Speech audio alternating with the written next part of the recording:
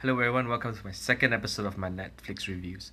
Last episode we talked about Iron Fist and Into the Badlands. Both are sort of martial art based TV series, and the one you should definitely watch is Into the Badlands, and the one you should definitely avoid is Iron Fist. So I think it was last week. I promised we would talk about the next set of TV series we have, which is Limitless and a series of unfortunate events. And both of these are adaptations. One is from a movie, and the other one's from a book. Let's start with Limitless. Limitless is a it's a it's based the TV series is based on the movie, I believe, in the same name.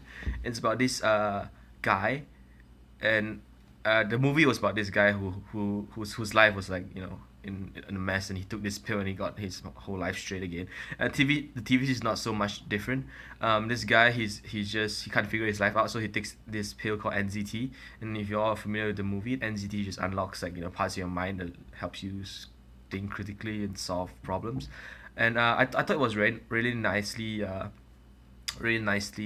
thought through. It was a good concept because it was a successful concept in the movie. I don't think the movie was that good, but the concept was really intriguing, I guess.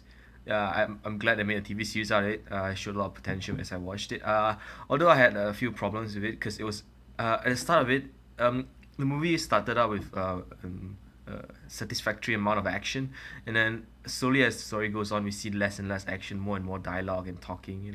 Some people might be okay with that, but I think sometimes you just get too dialogue heavy. Because there was one episode in between that they did a lot of action, which was really, even though it was not really like really well shot, as in like the cameras weren't like nice angles and stuff, but it had a nice story going, and I thought it needed more action in the overall TV series. And also the ending was seemed to be a bit rushed because I like how smooth we start out with, the slow, like, this guy with conflicts of interest, and he's desperate and he found his way out, and then but then again he's still stuck, and don't give too much away, but he's still stuck.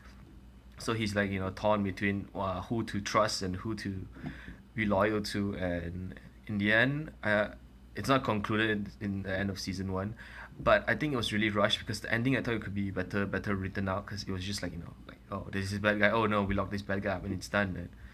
And then, oh no, there's more problems now. And I thought it could be like written more, less cliche and more thought through. Even if it's like a cliche ending, I wouldn't mind a cliche ending if it was like, just a nice story, or like an exciting fight, or rather than what actually took place. Don't want to give too much away. It was a nice concept, but I give it a 6 out of 10 because of these problems. So if you have like, if you don't mind a lot of dialogues, I think it's a fine, it's like, it's a good time killer. But if you're looking for a good TV series to watch, definitely not one of those. Overall, 6 out of 10. It's nice to watch, but um I think the dialogue just kind of take the interesting things out of it. So let's talk about the next TV series we're gonna talk about. A series of unfortunate events. Now, a series of unfortunate events is based on a book, I believe by Lemony Snicket. Uh, it's about these three children who are orphans, and how they're being chased by this one villain over and over again, and no one would believe them, or even if people would believe them, there's no way they could escape. I it's a basically a very dark children's story, probably not a children's story, but I thought that when they made it in the TV series, it would be interesting because I think the book really written out how everything was gonna be, like, visualized. And if you read the book, I think it's quite a good book because I read the whole series, and I was excited to watch the TV series. But then, yeah, it's the net on Netflix. It's not really much different than reading a book, because the way they shot it, it's kind of like a depiction of the book. It's a very literal narration that we have. We have the guy narrating too. It's kind of like, fresh, something new. But he kind of like, because like the frame would suddenly freeze, or not freeze, like go quiet, and then like we have a narrator just walk onto the screen as we watch the TV series, and he just tell us what's gonna happen. I felt like that was nice, but he's but he could do that but not spoil the TV series, and he would spoil the story, and it's kind of annoying, because it's like, let's say A is gonna die, so like just right before A die, this guy would just come on screen and say A dies, and that's kind of spoiling the whole TV series. And I don't think I think if they want to do it, they can just do it the same way but not spoil the story. Just like, like this guy just comes onto screen and just tell us a bit of backstory instead of the ending of the story. Um, it's not better than the book, so I don't think it's a must watch, because I think the book was a lot better, and there's nothing great about how it was shot. I mean, it was shot nicely, but it's nothing great about how it would be better than the book, I guess. Cause like you know, have a Lord of the Rings and stuff like that. You know, it's very hard. Like Game of Thrones, like those stuff are really hard to imagine because there's so much going on.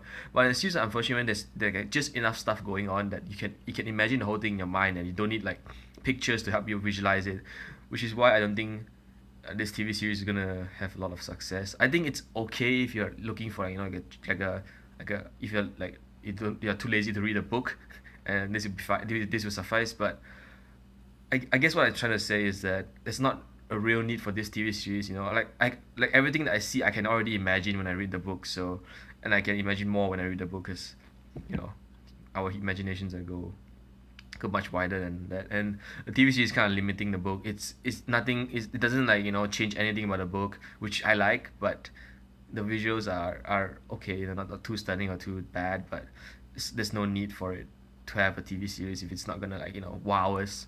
And right now it's just I guess not there. So another 6 out of 10.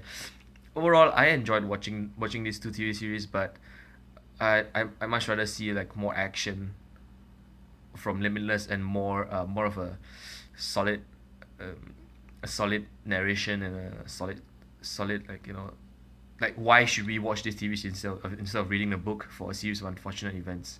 Because like I said, you know, the book is so much better. So next week I think I'm gonna watch Sherlock and uh, How to Train Your Dragon. I think that's how it's called. Or My Dragon or Your Dragon. But yeah, I heard really good things about both of those. I'm really excited. I think I watched the first series of Sherlock, and I haven't really, I've watched all three, I think 2 or 3 movies of How to Train Your Dragon. I'm excited for that too. And yeah, so see you guys next time.